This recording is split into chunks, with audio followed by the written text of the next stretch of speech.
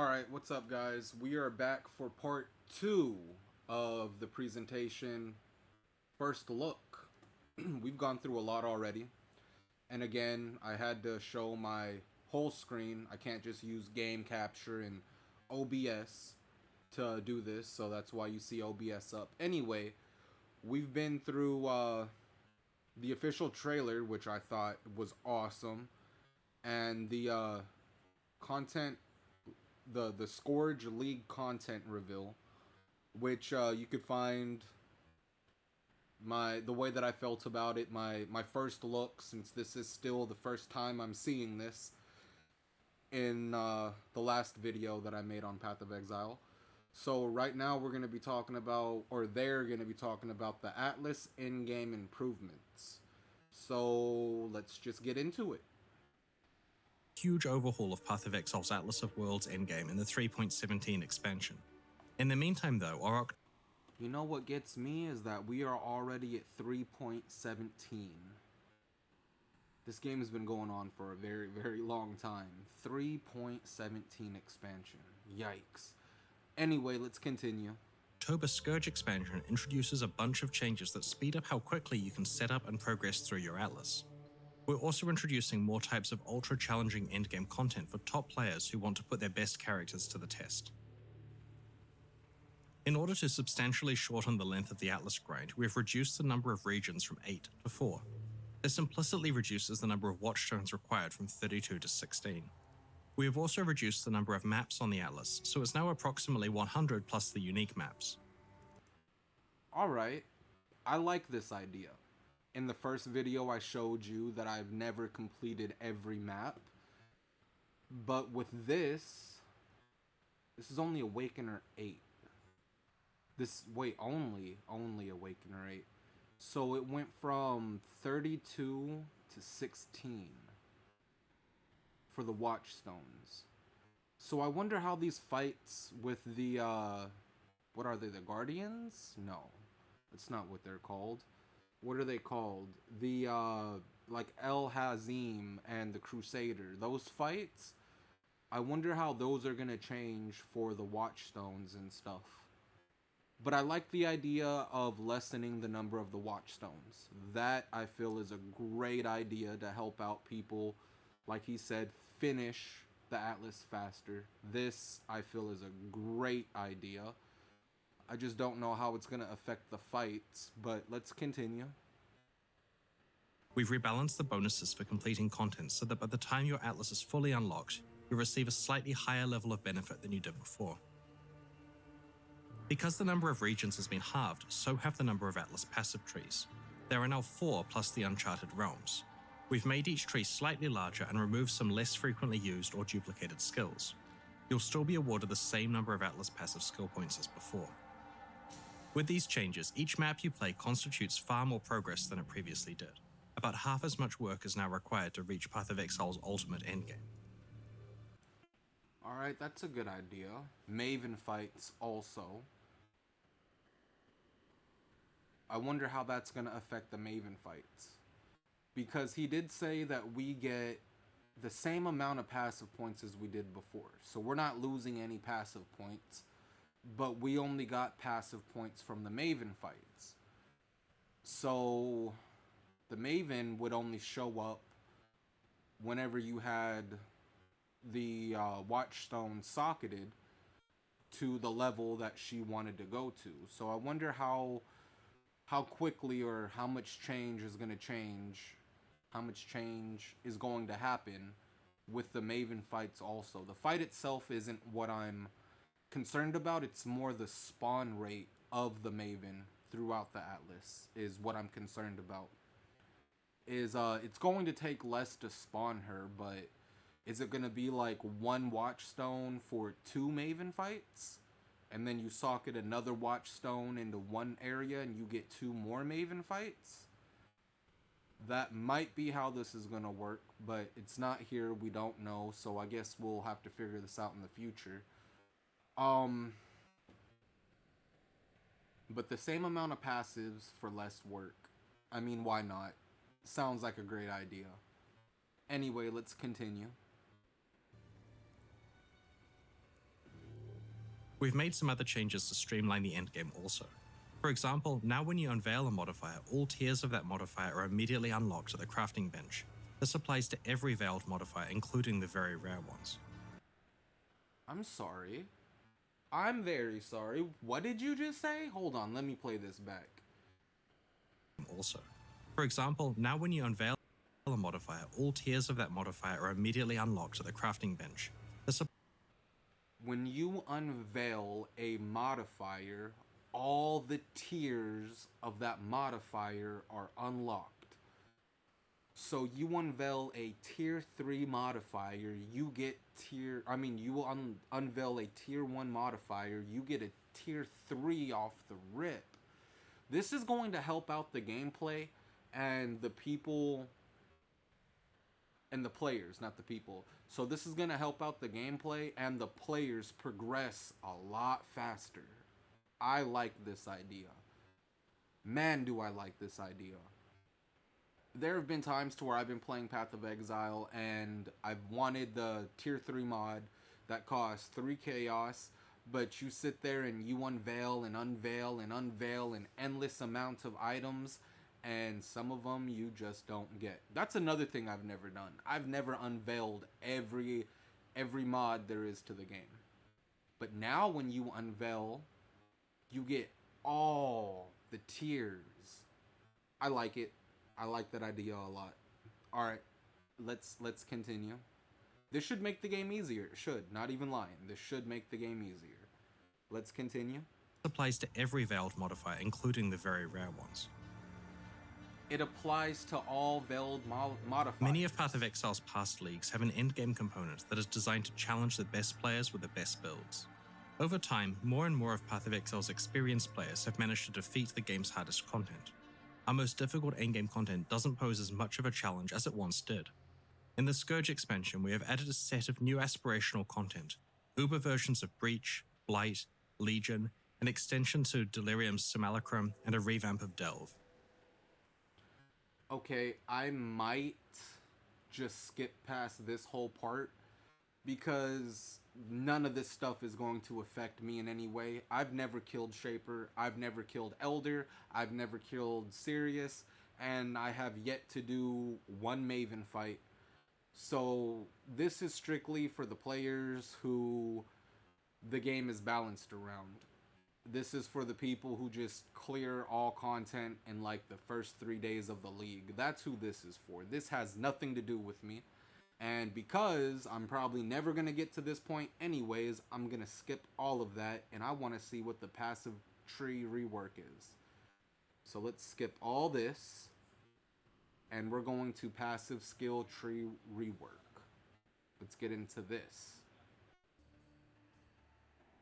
It has been a long time since we've done a big rework of Path of Exile's iconic passive skill tree. The Scourge expansion includes quite a lot of changes, and before I list them, I want to emphasize that our goal here has been to keep the tree as similar to before as possible. All of your years of muscle memory will not be wasted. The tree will still feel like the back of your hand despite our changes. While planning this rework, we examined every aspect of the passive skill tree. Yo, alright, so in the last video they were talking about masteries. They added skill tree masteries, and at first look right here, I was planning on playing Bleed Bow, which is still a thing, but you can see that they have a Bleed mastery right here. That's cool. This node right here, this is all health. They have a health mastery. That is dope. Forget what this one is. Wait, this feels off. Okay, so this is a block mastery. This is for shields. This gives block. The frenzy charges are now down here. Okay, this was frenzy charge. This one's duration, endurance, not duration. This one is endurance charge, frenzy charge. That means this is the socket. Here's the frenzy charge. Here's the endurance charge. These ones down here were 4 frenzy charges, and it will give more damage per frenzy charge, etc. But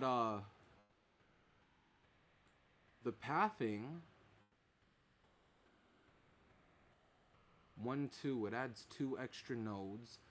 The pathing on this is going diagonal, like straight diagonal into health. So the pathing is going to change a little bit. But he did say all that muscle memory of years isn't going to go to waste. 1, 2, 3, 1, 2. 1, 2. This is for the bows. Wait. Is that elemental equilibrium? No. Alright, this is new. It looks cool though. Passive tree looks cool. I love the idea of the masteries though. The only one I really cared about was this bleed node right here until I'm actually taking a deeper look into this. And it looks like every one of these nodes have a health mastery. Like right here is another health mastery. This one is a what is that buff called? Fortify. A fortify mastery. Two-handed mastery. Two-handed mastery. How viable are cluster jewels going to be? Another health mastery. Is that going to take a point though? This may make it easier for new players. I really want to see what these health masteries do though. But I like this. I like the idea of the masteries. There's going to be somebody out there, and GGG should already know this, is that somebody somewhere is looking at this exact thing, already finding stuff that is broken. But the thing is, we don't know what these masteries do. That looks like another health mastery right there. We don't know what they do yet, but guaranteed all this stuff is going to be subject to rework anyway.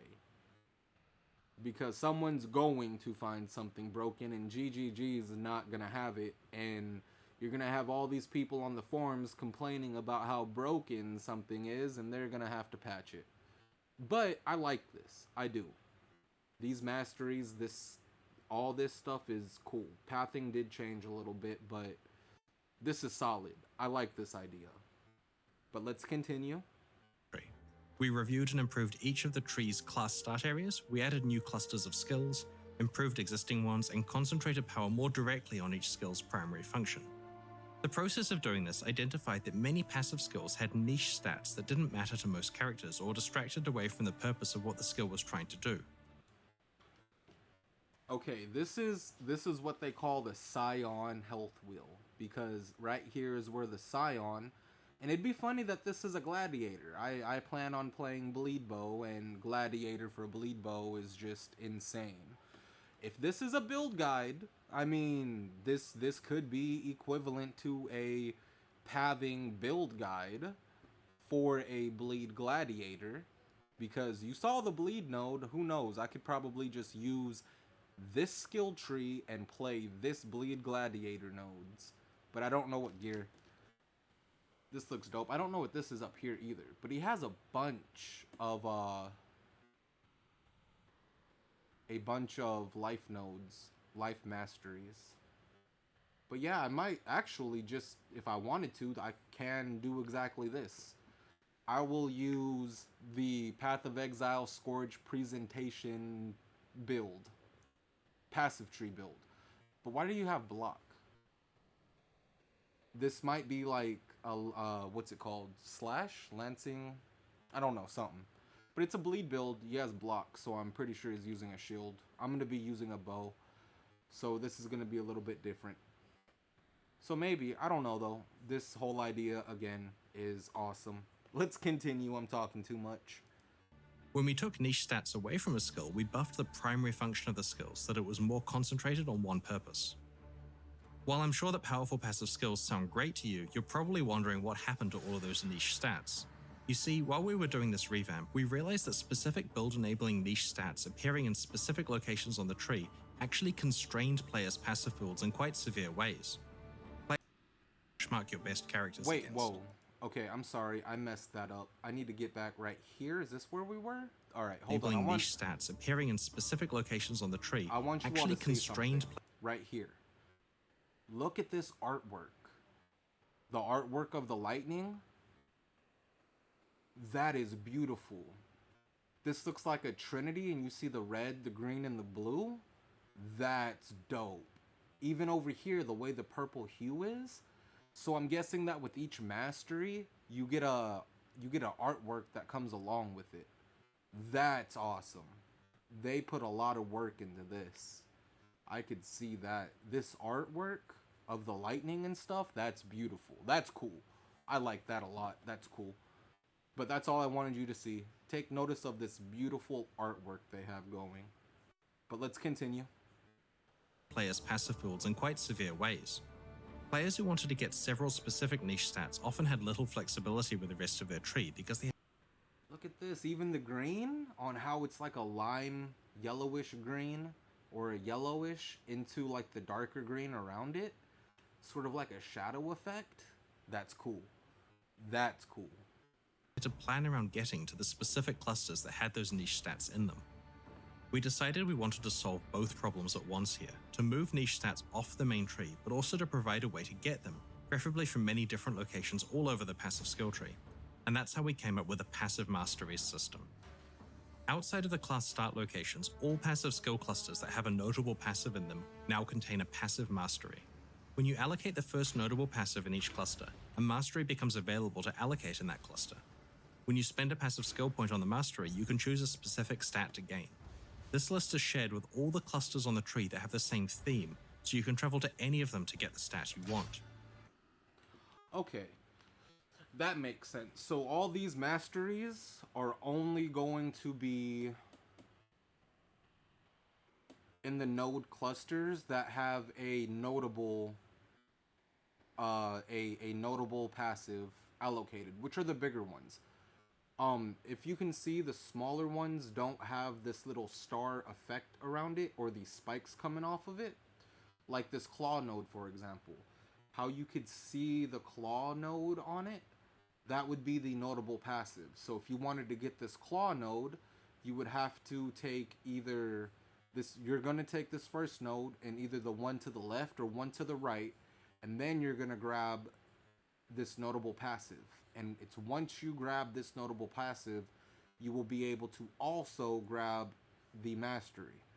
But it is nice knowing that the mastery is going to cost you a passive point, because you only get a certain amount of them. They're finite, but you spend one to get the mastery, which is cool, and then you get to choose what mastery you want. You only get to choose one. When I was looking at this before, I was under the impression that you chose that mastery node and you got all those stats. But that just cleared it up. You get the mastery, you get to choose one of them.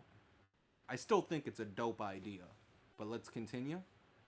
As you allocate a mastery stat is crossed off the list for that theme. Hold on, bring this back a little bit. Okay. Shared with all the clusters on the tree that have the same theme, so you can travel to any of them to get the stat you want. As you allocate a mastery stat is crossed off the list for that theme. This mastery system has essentially let us add hundreds of powerful new notable passives that you can access from all over the tree. You know, I was thinking about something right now. Do you know what this reminds me of? Alright, so in games like Diablo, they give you set items, right? And set items, when you put all the items together, you get all these huge bonuses. So I feel like Path of Exile's like, you know, we're not gonna do sets, so let's add this to the passive tree. If you collect enough of these passive points, it's like collecting set items. This whole idea is fucking dope. This is so cool. I'm excited. I think this is a great idea. Yeah, this is cool. Anyway, let's continue. This feels like you're allocating set passives. This is dope, though. Let's continue. In addition to the stats that we moved into masteries when consolidating power on the rest of the tree, we got to come up with a bunch of new interesting niche stuff to enable even more builds.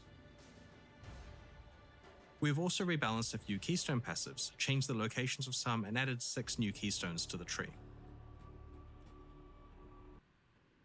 Wait, these are new. New passives? Because I was about to say, I've never heard of Divine Shield. I don't remember a Mage Bane or a Ghost Dance. Versatile Combatant. Alright, so let's go through this right now. Let's see what this is about. Solipsism, whatever that word is. Intelligence provides no inherent bonus damage to, or bonus to energy shield, but 2% reduced duration of elemental elements on you per 15 intelligence. So I guess this is a way to become elemental element immune. Is let's see, 2% per 15 to get 100% is gonna be some number. I'm not doing math right now. But if you're intelligence stacking, but you also get no energy shield. So here's the upside: is it's reduced duration. So 100% reduced duration is no duration at all. So it's basically, I'm guessing, element immune per 15 intelligence, and you lose the downside. You lose your energy shield. I don't know. Divine Shield cannot recover energy shield to above armor. That's the downside. You can no longer recover energy shield to above armor. And then it's 3% of total physical damage prevented from hits recently. So within 4 seconds. Recently means like 4 seconds. 3% of total physical damage prevented from hits recently is regenerated as energy shield per second. So 3% of the damage you prevented through 4 seconds is regenerated as energy shield per second. I don't know how I feel about that. That might be good for like a max endurance charge armor block type thing. But with this, you want to get hit, I would think. But it's only physical damage also, so that doesn't incorporate spell damage. Just the physical damage. I don't know about this. Mage Bane. Dexterity provides no inherent bonus to evasion. Yikes. But 1% chance to suppress spell damage per 50. What is this word? Suppress. 50% of damage from suppressed hits and elements they inflict is prevented. Suppress spell damage. Mage Bane. But then you lose all evasion from dexterity. So I don't know how I feel about that. Leaf Shade.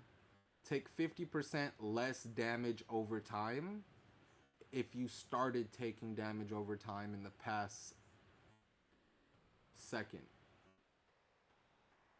50% less damage over time.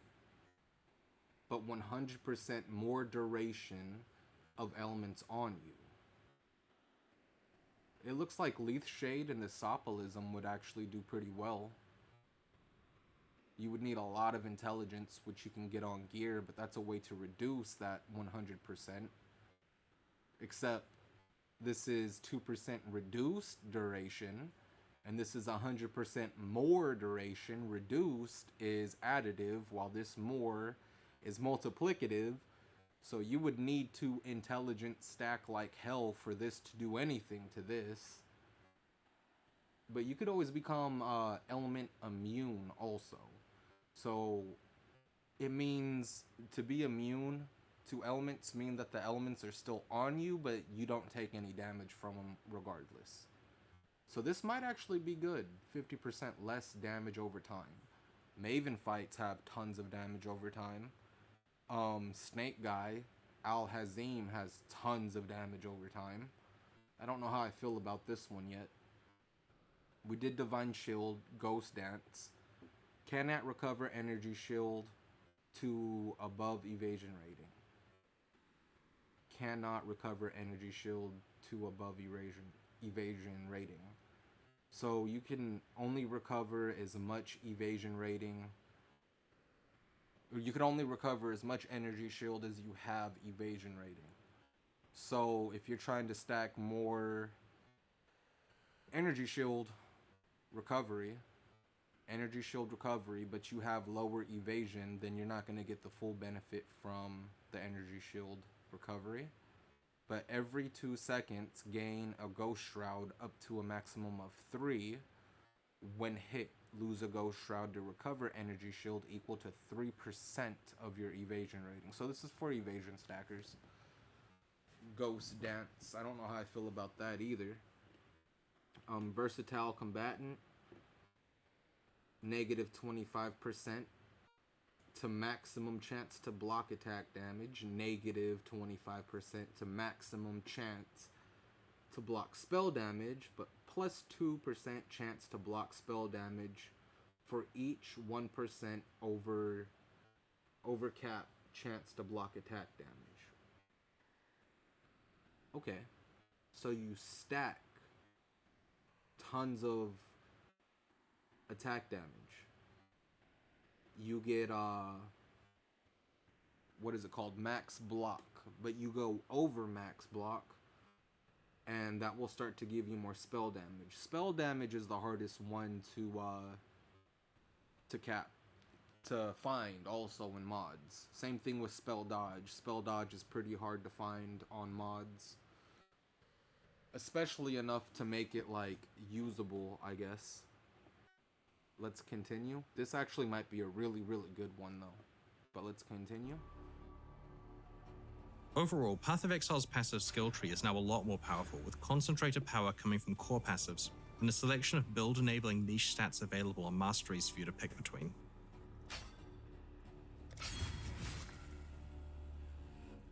Path of Exile Scourge introduces a whole variety of new skill gems with many different purposes.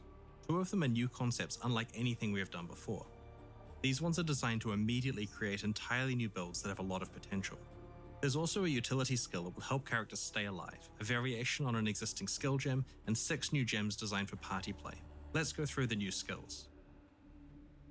Energy Blade is a new skill that transforms your melee weapons into, well, energy blades. A large portion of your energy shield... Bullshit.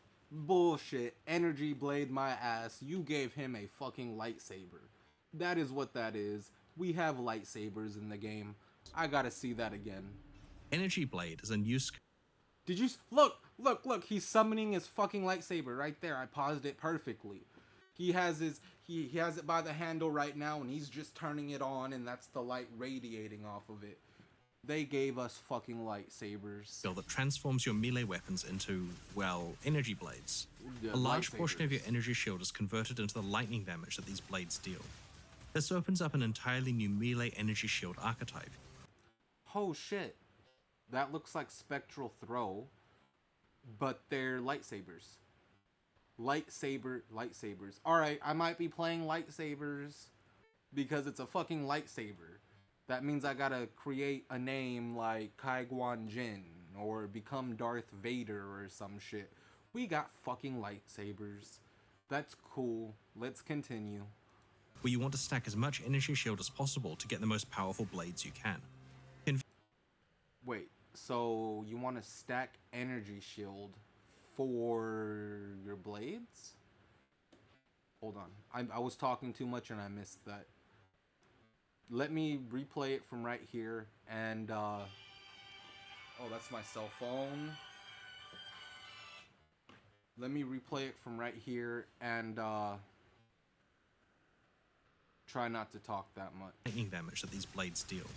This opens up an entirely new melee energy shield archetype, where you want to stack as much energy shield as possible to get the most powerful blades you can. Conveniently, the defenses rework in this expansion is very compatible with this plan. Temporal Rift. Okay, so the more energy shield you have, the more powerful your blades are.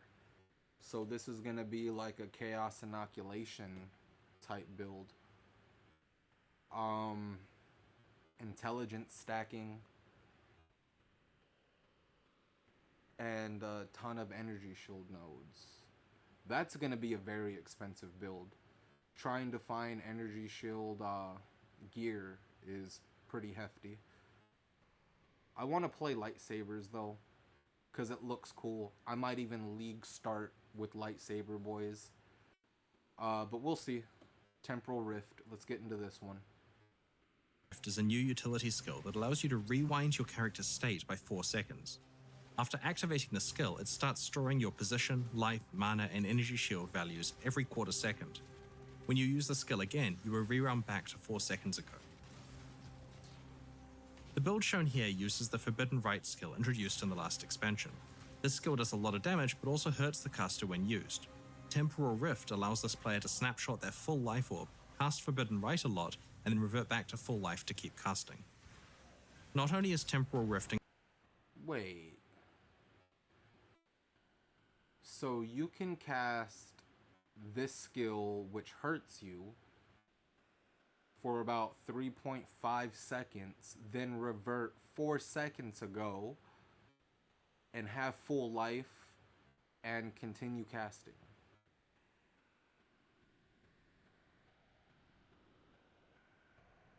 So if you're getting hit and you are about to die, you just revert back 4 seconds ago and you're back at full life. I like it. I'm not against it. I like it. Not bad. Incredibly useful in hardcore mode for obvious reasons, or while exploring maps efficiently, but it also enables some interesting tricks with mana. Come to think of it, it'll be pretty cool in Delve as well if you don't mess up the timing. Temporal Rift also prevents temporal chains from affecting you while it is in use. Tornado is another new skill. As the name suggests, it creates a tornado that relentlessly moves towards enemies and pulses with damage. While the tornado is forming, you have a couple of seconds where it will absorb damage from projectiles you hit it with. Fire as many projectiles as you can into it during that period and it'll power up, greatly increasing its damage output. So this would be something you would play with like Elemental Hit. And the only reason I say Elemental Hit is because apparently this increases with the damage you hit it with. And since you're hitting it with all 3 damage types, they have a skill in Path of Exile right now that's, what's it called? Something Orb. It's like a little water orb at first until you hit it with cold damage. Then it freezes and it starts to deal like cold damage. And you can hit it again with lightning damage. Then it starts to pulse with lightning. So now it's a frozen ice piece with lightning pulsating. And I think that's the same with this, is you hit it with fire damage, it becomes a fire tornado. You hit it with lightning, it becomes a lightning tornado. You hit it with ice, it becomes a blizzard. Who knows? This seems like a cool idea though. In the Expedition expansion, we introduced a skill called Explosive Concoction. Based on player feedback, we're improving the skill so that its projectiles are thrown faster, have a higher base crit chance, and have greater speed. Now that we feel that Explosive Concoction is sufficiently powerful, we're introducing a similar new skill called Poisonous Concoction. As the name implies, this one deals poison damage rather than fire damage, and consumes charges from your life flasks rather than your elemental flasks. Poisonous Concoction scales its damage based on how much life the consumed flasks recover, which encourages you to craft your flasks to take advantage of this.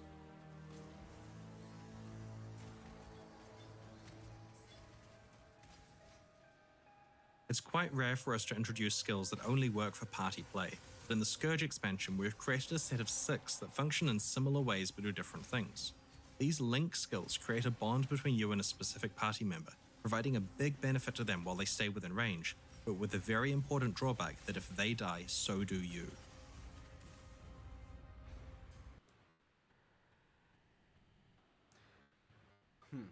I don't know how I feel about that. You get to link yourself to another party member, and while you're linked, the party member in front, or either of you, if one of you dies, the other one dies. Or the one you link to, if that one dies, then you also die. I don't know how I feel about that. I don't know how that's going to be used, but it seems like a cool idea. Soul Link protects your target by causing a percentage of damage they are dealt to be applied to your energy shield instead. If you have built a tanky character with a lot of energy shield, then you and your target will be protected by it. Protective Link grants your target a chance to block attacks that is equal to yours, and also grants some life gain on block to them. By default, the obvious use of this Link skill is to allow you to specialize in block, and then use it to protect an ally that is specialized in something else, like damage. But there are some cool tricks you might discover. For example, the Glancing Blows Keystone passive doubles your block chance but changes that so that you still take some damage from blocked attacks. In conjunction with Protective Link though, your target will receive your doubled block chance but won't receive the drawback. Intuitive Link is socketed alongside a spell on your character, and that spell is triggered from your target's location when they hit an enemy. This could be useful, for example, if you have a party member who's cycloning through enemies, and you can trigger your spells from within those packs of enemies without having to get close yourself. So this is like a cast on crit, but they just have to hit an enemy and it goes off. And it's your spell that's hitting. So you don't need the cast on crit, you just stack your spell, and seems a little bit broken, but I could see that they're pushing for more party play. Supported spells deal 20% less damage. Supported spell skills causing them to be triggered by the link. Cannot support skills used by totems, traps, or mines. I don't know. I'm probably never going to use these anyways because I'm a solo player and I got no friends. But that seems like a pretty cool idea. There are 3 other link skills that we will reveal closer to release. As this expansion does include significant nerfs to aura bot characters who stack auras for the benefit of their party members, these link skills give them a viable, more active playstyle. Link skills cannot normally be used with your minions, but we're adding a minion mastery to the passive skill tree that allows you to use link skills with them. However, this has a high ongoing mana cost that is difficult to stay on top of. In Path of Exile Scourge, we've done a lot of balance work improving flasks, ailment mitigation, general character defense. I would consider that a minion buff, because you know someone's going to find something broken. You know that already. And they're going to say this notable is broken, this skill is broken, and GGG is going to nerf it. Somebody's probably already found something broken. But let's continue. Defenses and elemental damage over time. We've made some changes to how stacking auras and curses works and have buffed most awakened support gems. We've posted about the changes we intend in the last couple of weeks, and have been iterating on these changes based on testing and your feedback. We are posting the full Scourge patch notes after the Q&A portion of this livestream, so we'd encourage you to check out the full details of the balance changes there. We first introduced guilds alongside Path of Alright, guilds have nothing to do with me. What's coming up next? Expedition is a core mechanic. I didn't play Expedition. I don't care for that much. Item drop stacking. Let's skip right over here. What is this about? While clicking on items is a critical part of playing an action RPG, there's a fine line before it becomes a chore, and we're trying hard to make sure that clicks on items come with appropriate reward. Expedition artifacts being automatically picked up isn't the only improvement we're making to reduce unnecessary clicks in this expansion. In order to make sure that each stack of currency items is worth a click, we're trying out a system where currency items drop less frequently, but in larger stack sizes. For example, Scrolls of Wisdom in the late game might drop 1/10 of the time, but when they do, it'd be in stacks of 6 to 14. This means that the click that you will make will gain you a much more meaningful amount of currency at once. We have applied this to many different. It'll also give us much less map clutter.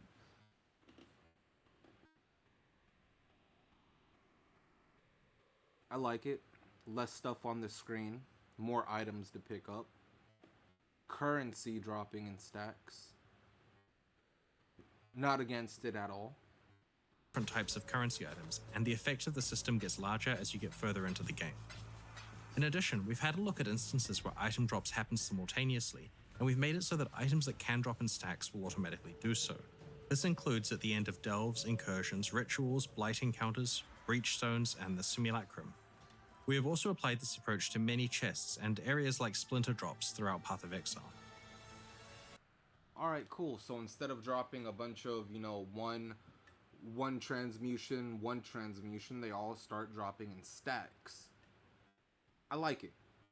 Less map clutter, less screen clutter. I think that's a great idea. Alright, this is about the supporter packs. That's cool. In the tournament, that's cool. Yeah, so that's about it. I guess the supporter pack. I mean, Before we move on to our final announcement and live Q&A, let's have a quick look at the new set of supporter packs that are available right now to celebrate the launch of Path of Exile Scourge and help fund ongoing development of Path of Exile. yep. If you buy a supporter pack, it will fund for new content in the future. That's what these are really, really good for. Based on player feedback, we've increased the value of the $30 and $60 supporter packs by adding $5 worth. You look like a zealot, my dear sir. He's got the phase blades out and the body type. That looks like a zealot. Worth of points to each one. This means that you now receive the full value of what you spend in points, with the new sets of exclusive cosmetic microtransactions on top. These include armor sets, weapon skins, portals, shields, and helmet attachments. The Ancient Dread pack contains an exclusive pair of wings, and the Intrepid Liege pack contains an exclusive pet. These new packs each have 3 value tiers that you can upgrade between within their respective series. Thank you so much for your support. Purchases of these supporter packs make expansions like Scourge possible. Shortly we'll be... Alright, yeah, so if you want to support Path of Exile and its ongoing content, buy a supporter pack. I did the stashes. You don't need stashes, but I bought stashes mainly to help support it, since some of these supporter packs can get quite pricey. Anyway, that's the end of this video. Those are my thoughts. I think this league is going to be awesome. I saw a lightsaber, but it's all energy shield based, and I know one thing about energy shield, it's pricey, so coming up with ideas already about what I might be doing. Bleed may be the safest, and then I'll do lightsaber next. Who knows? Anyway, this was this video. This was the first look. Part 1 is probably below this. This is part 2. First look at this new season coming up and everything that it comes with. If you enjoyed the video, give it a like. If you want to see more content, hit the subscribe button, and I will see you all in the next video.